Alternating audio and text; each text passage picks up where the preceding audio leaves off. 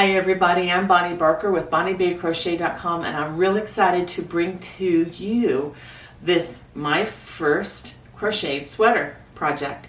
This project is primarily aimed at people who've never made a fitted garment, or maybe are a little intimidated by doing that. And I totally understand if that's you. Who can do this project? Anybody who is what I would call a confident beginner and above.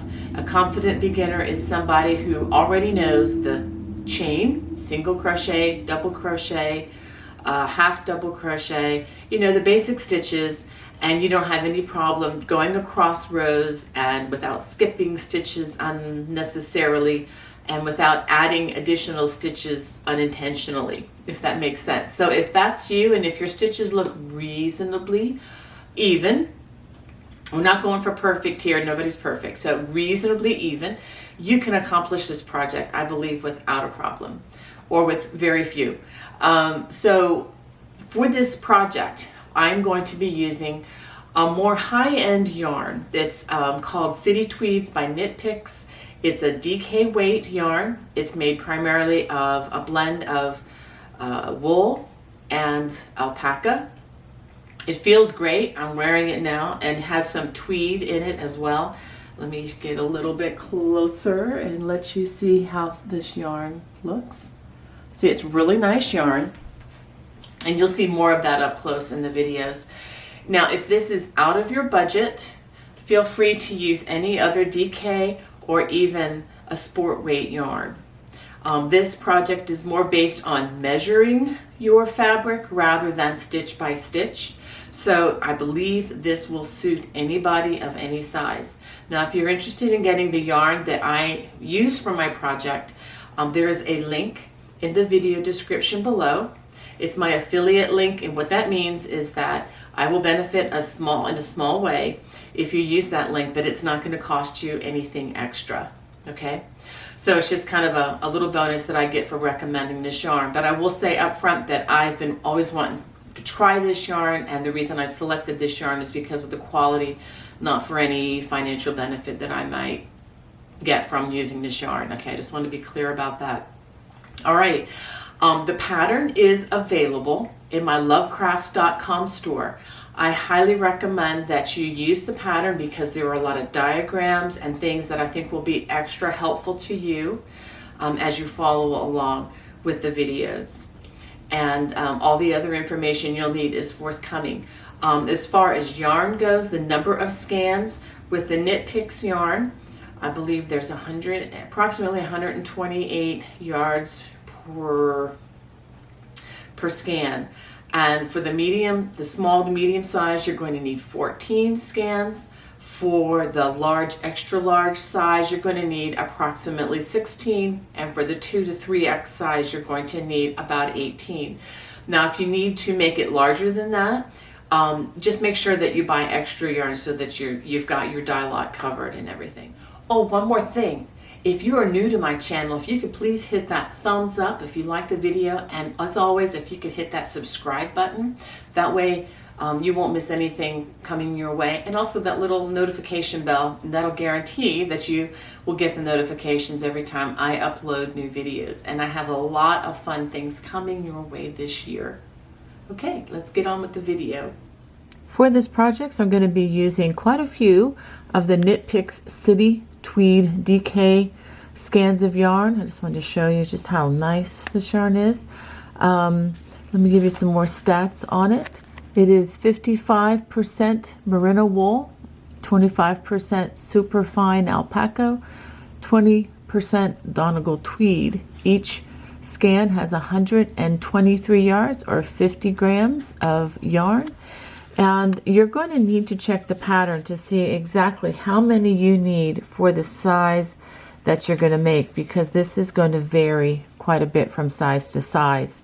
And I don't want to confuse you with listing a whole series of numbers. I'm also going to ask you to have a size H or 8 or 5.00 millimeter crochet hook. In addition to the hook and yarn, I'm also recommending that you have a sharp pair of scissors, a yarn needle for hiding loose ends, and the measuring tape. This is going to be very important as we make our sweater because it's important that the pieces that we are making come out to certain measurements, and you're going to want to verify that so that you can decide whether to add or subtract stitches. Okay, before we begin, I just want to encourage you to take a look at the pattern and do make a small test swatch or a little sample using the wattle stitch. It's very important that you know how many wattle stitches you are getting per a certain number of inches so that you can do this accurately. Okay, so I'm going to go ahead and start with my slip knot. And when I crochet my chains, I do like to do these in multiples of 5 just to help me keep track. But I'm going to go ahead and chain 98 chains. It'll be 5, 10, etc. So I'm going to go ahead and finish my 98 chains. To begin row number 1, we are going to single crochet in each stitch across, and we're going to start in the second chain from the hook and work that single crochet. And we're going to do that in each stitch all the way across. For the large size, at the end you should have 97 single crochets. At the end of row 1, you should have 97 single crochets if you're making the large size. Again, check your pattern to make sure that you have the correct number of sizes. The number, stitches. The number of stitches will be in parentheses at the end of the row that you are making. Okay, so now we're going to turn and we're going to chain 2, 1, 2, and we're going to begin in the very first stitch. We're going to make our first wattle stitch, which is going to be a single crochet, chain 1, and a double crochet worked all in the same place. Now we're going to skip the next 2 stitches, 1, 2, and in the next stitch, which is right here, we're going to work another wattle stitch, which is a single crochet, chain 1, and a double crochet. And we're going to do that all the way across the row. Skip 2 single crochets, and in the next stitch we work a single crochet, chain 1, a double crochet. And I'm going to refer to this as a wattle stitch, but I'll try to talk it out as we go along the first row, or actually row number 2, but the first row of the wattle stitch. Skip 2, insert single crochet, chain 1, and double crochet. Now let me say one thing real quickly here. If I crochet too quickly for you, or you need to slow me down, I just want to show you how to do that right here for the right-handed, or it's going to be on this other side for the left-handed. If you're watching on a computer, there'll be a little brown sprocket, looks like a little gear. If you just click on that, you can select the playback speed. You can slow it down or you can speed it up to whatever degree you would like. And this should work for any video, not just mine. And up in the corner here, if you're working from a cell phone, right up here for the right-handed, or right on this side for the left-handed, you'll see 2 little vertical dots. If you click on that, it does the exact same thing. It changes. You can select the playback speed so that you can change the speed. So we're just right now, we're just going to continue working these wattle stitches, skip 2 stitches and work the wattle stitch in the next stitch all the way across. For this particular size, you should have 32 wattle stitches when you reach the end of the row, and I'll show you the end of the row. At the end of the row, we're just going to work a single crochet after we skip those last two more stitches, and then in that last stitch, you just work a single crochet. Okay, hopefully that stitch count worked out for you. Okay, now we're going to turn, and I'm going to show you how to work row 3, which is going to be what you're going to be working a lot of for the rest of this, or for a time at least, for this section of the sweater. We're going to chain 2, and we're going to skip the double crochet, and we're going to only work in the chain 1 spaces that are created by those wattle stitches that we just worked.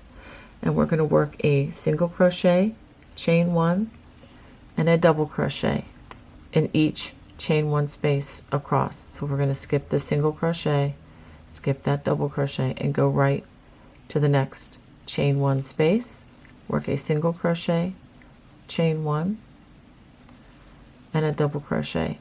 And this is where you can use the nerve endings in your tall man and your thumbkin, and you can really feel for this space, and it helps use that to guide your hook. Single crochet, chain 1, double crochet. So go ahead and, working only in the chain 1 spaces, work these wattle stitches all the way across the row.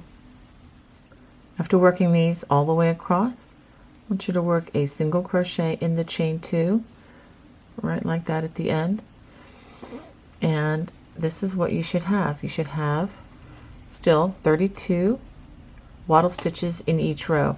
Now I want you to do something very important. I'd like you to take your tape measure and definitely measure the length of your piece right now. It should be the measurement that is shown in the pattern, and if it's, you know, within an inch or so, I would still, you know, go with it.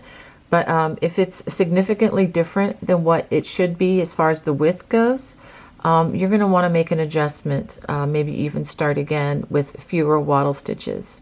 And what you can do is, if you decide you want to take out 2 or 3 wattle stitches, that's easy enough to do. You would just subtract 3 stitches from the starting chain for each wattle stitch that you want to either take away or add, okay? So the multiple of 3 is the key for this starting chain. And I know that would be troublesome for some of you to do that, but it's better to do that now than to have a completed sweater and try that on and find out that you should have done it about 100 rows ago.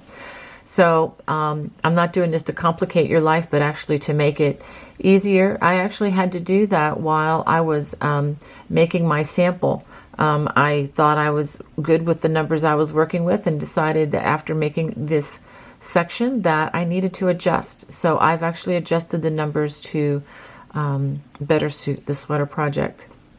Now from this point on, you're going to repeat the row that we just completed, row number 3. Repeat it until this section measures 13 inches for the large size.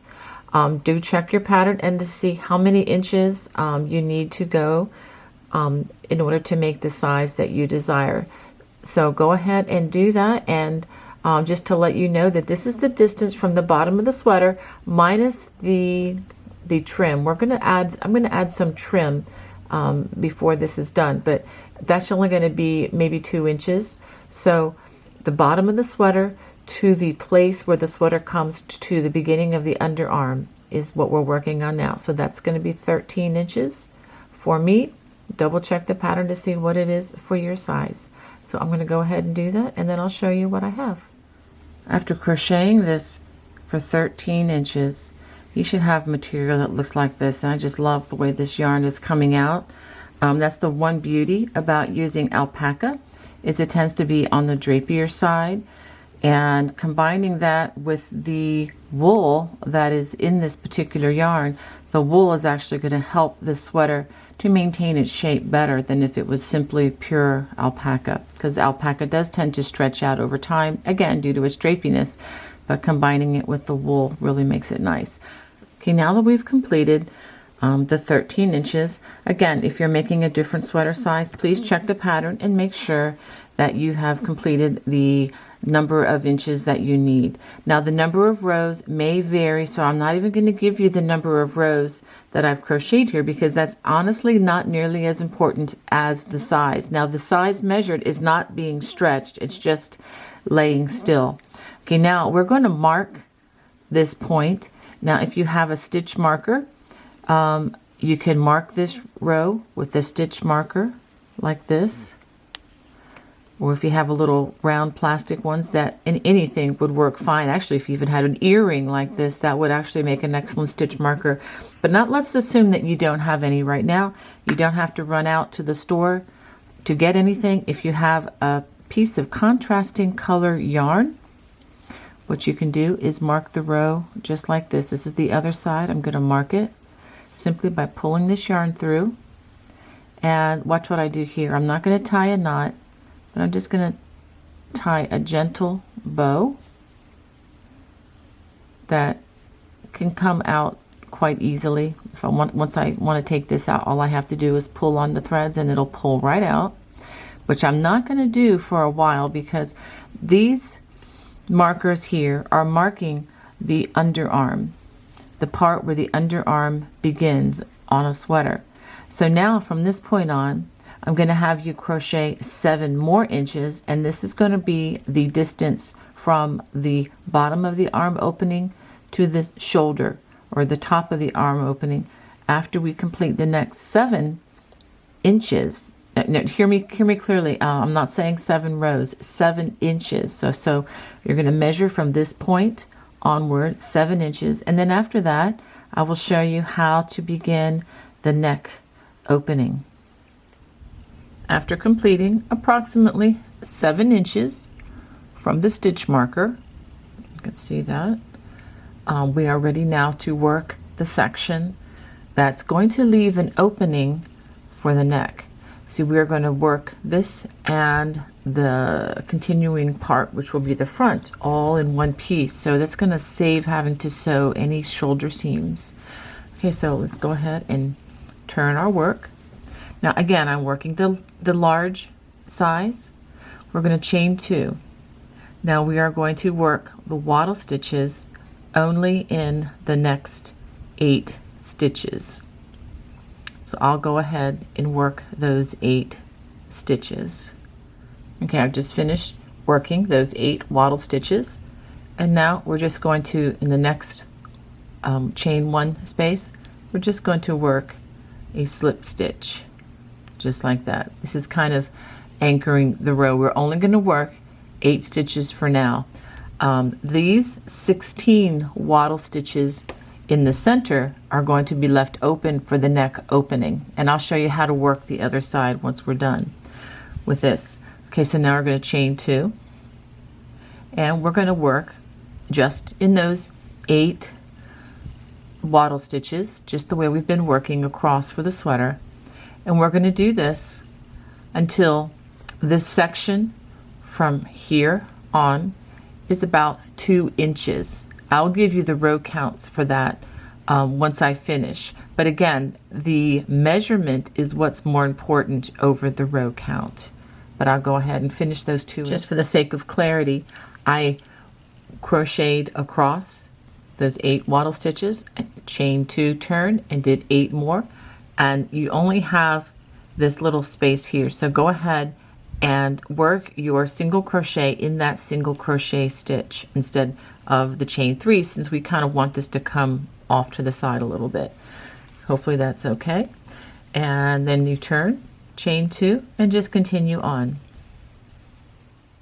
After completing 6 rows over those 8 waddle stitches, I have a section here that is approximately 2 inches. So I am going to fasten off at the end. I'm going to give it a chain and a tug and fasten off, leaving a nice long thread that can be woven into the work. Okay, now we're going to go back to where we started the first row with only 8 waddle stitches. I'm going to turn the piece back around, and we can skip the 16 in the center, or what I'm going to do, I'm going to cheat a little bit. I'm going to come in from this side, so I only have to count 8. 1, 2, 3, 4, 5, 6, 7, 8 waddle stitches. Okay, I'm going to start right here. So I'm going to get my yarn handy. And actually, we're going to join in the 9th waddle stitch. We're going to come over here. This is the 9th. Let me verify that that's correct. 1, 2, 3, 4, 5, 6, 7, 8. We're going to work over the 8, but we're going to join it in the 9th, just so that it mirrors what we did on the other side with that slip stitch. Okay, so we're just going to, I made my slip knot. Let me put my hook out there. My slip knot, put it on my hook, bring it through, and just give it a chain, and that is pretty much going to mimic that slip stitch on the other side so that everything is symmetrical. Now we're going to start working in this stitch, or this chain 1 space, single crochet, chain 1, double crochet, and we're going to do this over these 8 stitches going across. And let me show you what we've done here, because in the center we're skipping 16 stitches and we're only working in the 8 across over here. So go ahead and do that. At the end of this, these 8 wattle stitches, we're just going to work a single crochet like we've been doing, turn, and that completes one row on the opposite side. So now we're going to do 5 more rows just like that. We're going to work those 8 wattle stitches, and then at the end of this row, just like we did on row 2 on the other side, we're just going to work that single crochet in the single crochet right here and leave the slip stitch alone, or the join actually. So I'm going to just work that single crochet there, and then that will end row 2, and then work 4 more rows of this. Now if you're not making the large size, do be sure that you check to make sure that you get the proper stitch count for the wattle stitches, because if you're making a different width, different size, you are going to have a different amount. The main thing is that you have 16 unworked stitches in the center for the collar portion. Once you finish the 6 rounds on the other side, make sure that they are, let's go ahead and compare, just to make sure that they are the same size. That's even more important than whether they're 2 inches or not, is whether they look the same, and they do look the same. So we're going to go ahead and, yes, we're going to fasten off here, and I'll go ahead and get my scissors. Okay, there we go. Leave a nice long strand for weaving this in. Okay, now we're going to turn the project again, and we're going to start. Make sure that the back side of the row that you were just now working on is facing, and we are going to join our yarn again, and go ahead and join in the stitch right here. Let me see. Okay, right where that single crochet was worked when we fastened off. So let's go ahead and make another slip knot, and then pull it through and join with a chain. That works very well. And go ahead and give it another chain. Now we're ready to work across again. We're going to work across those 8 stitches.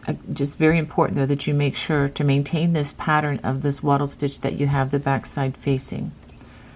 Okay, we're going to go ahead and work those 8 wattle stitches.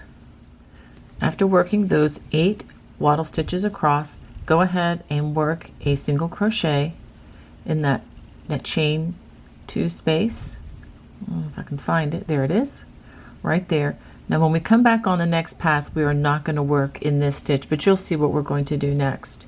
Now what we're going to do is we're going to make a chain across to kind of like a bridge to reach from one side to the other side so we can continue crocheting. I'm going to have you crochet a chain of 48. After crocheting this chain of 48, and it's still connected over here, we are going to work on the other side of the sweater here, and go ahead and work a single crochet in this chain 2 space right here. Now we're going to start working in the chain 1 wattle stitch. Work the wattle stitch in the chain 1 space of the other wattle stitches. So it's a single crochet, chain 1, double crochet, and go ahead and work those all the way across those 8 stitches. At the end of the row, just like we've been doing, work a single crochet in that chain 2 space. Now we're going to turn, and this is what you should have. I know it looks really strange, but we're about to get back to normal and crocheting those 32 wattle stitches all the way across in this row, and I'm going to show you how we do this. Chain 2, work those 8 wattle stitches in the chain 1 space of the wattle stitches from the last row. After crocheting these 8 wattle stitches across, we are going to skip the last single crochet here, and we're going to start working in the turning chain, or actually it's the chain, not a turning chain. We're going to work a single crochet, chain 1, and a double crochet in that first chain space. Skip 2, 1, 2, and then work a wattle stitch in the next stitch. Single crochet, chain 1, double crochet, skip the next 2 chains, single crochet, chain 1, double crochet. Go ahead and work that across this chain, and you should have 16 wattle stitches when you get to the other side. After working this all the way across, you should have 16 wattle stitches. We're going to go ahead and work a slip stitch just like this in that first single crochet, and this is just to minimize the hole that, or the gap that would be left otherwise, but we will not work in this stitch coming back the next row. And then we start the 8 wattle stitches on the other side of the sweater. I hope you see where we're going with this. So we've basically put back the stitches that we took out for the neck opening. So I'll go ahead and work these 8 wattle stitches. After working those 8 wattle stitches, again, we're going to work a single crochet in the place where it was joined, which is also a chain 2. And let's take a look at what we have now. Okay, so now we should have an opening for the neck. We're going to actually come along and we will finish this later. But from this point on, we are going to work across those 32 wattle stitches until this side, if you fold it right here at the top in half, until this side matches the front side that we began on. Okay, so now we're going to work this all the way. We'll go all the way to where the arm is, and you can measure that out if you'd like, and then mark it, and then just keep going until you are finished down here. It might be advisable to count to see how many rows that you crocheted in this first half and duplicate that, especially if your gauge is pretty well established, as I'm hoping that it is at this point. So you can just go ahead and match that up, and once you complete that, I will show you the next step. Okay, after finishing the front and the back all together, this is what you should have. And this opening here is going to be, of course, for the neck, and we're going to go ahead and we'll finish this off later. So both of these, when folded together, they should be even from here to here. Okay, now depending on the yarn that you're using, especially if you're using the wool blend that I'm recommending, the wool alpaca blend, you can block this to the specifications that you need, but just giving you a rough estimate right now, the size that I'm making, this from the top of the shoulder down is approximately 21 inches, and I'm getting about 19.5 inches across. So one thing you're going to want to make sure that you do is the dimensions that you need for yourself or whomever this sweater is being prepared for. Make sure that this will fit them. You're going to, since this is more of an outer garment, to be worn as a layer, it's quite all right if it's 1 to 2 inches larger than what you normally would wear, as far as the chest measurements and so forth. Okay, you recall that we marked the spot here on this side and on the other side where the armhole would begin, but we didn't mark the other side that we just completed. So what I need you to do is to line these up very carefully and go ahead and either using a stitch marker like I have here, or a piece of yarn, go ahead and mark the other side of both of these, okay, right here, so that you know where the arm begins and ends. Afterwards, you're going to need to get a needle. It can be a small needle or a large needle, it doesn't matter. I'm probably going to use more of a larger needle just because I do have it here to show you. But I am going to use a thread that matches quite nicely to the fabric. This is the thread that we don't want to be standing out in our work. And I will show you up close in just a minute. I'm going to go ahead and I'm going to sew by hand using the whip stitch both this side and this side. And I promise you, this is the only sewing you're going to have to do for this entire project. So I'm going to sew both of these and I'll show you how to do that.